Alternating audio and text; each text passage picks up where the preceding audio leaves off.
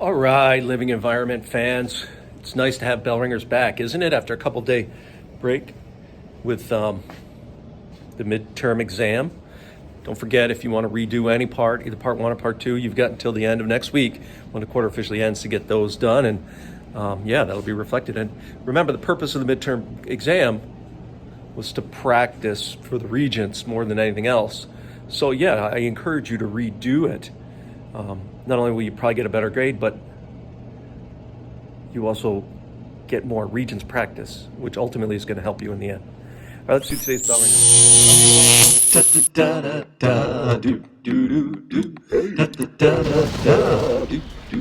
All right. Hey now. Mr. Kovacs class.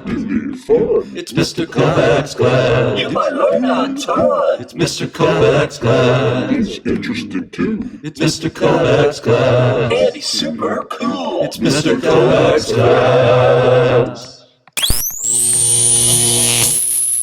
This famous picture, this is James Watson, and this is Francis Crick. You studied them back in middle school, but you know they're famous for discovering DNA, which is not really the case, but they did solve the puzzle of how the DNA molecule was built. And that's won them the Nobel Prize back in 1962, although they did the work in 1953, it took 9 years. It took 9 years for them to go from submitting the work before they got the prize. Can you imagine if you submitted your lab report to me and then it took 9 years for me to give you the grade? That's kind of what it was like. Okay? I'm usually the next day or within a few days anyway. Anyway, so what did they find out? Found out the DNA was basically like a spiral staircase. It was what we call a double helix. So right, if you took just the rail of the spiral staircase, that would be a helix.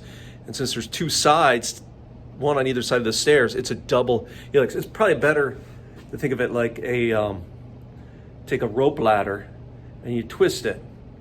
Right? If you twist it, you get two ropes that are both become helixes. Right? And that's the DNA molecule. That's how it's built. Big whoop. What makes the DNA molecule interesting is that they knew that it coded for life on Earth. They knew it was responsible for the genetic code, but they weren't sure. They figured it would have to be really complicated because look at all the different types of living things there are out there. But what they found was that DNA is actually quite simple. The important part is not necessarily the sides of the helix, but the rungs of the ladder, so to speak. And there are only 4 chemicals that make up those rungs: adenine, thymine, guanine, and cytosine. That's it. 4 chemicals. 4 chemicals determine all the differences between living things on Earth. The difference between you and a jellyfish has to do with those 4 chemicals and just the arrangement in this molecule of DNA.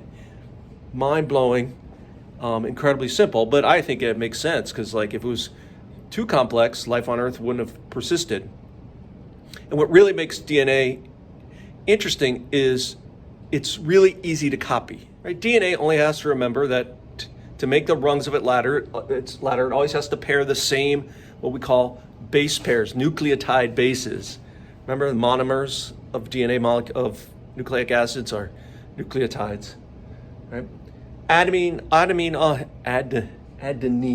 always pairs with thymine. Guanine always pairs with cytosine, always.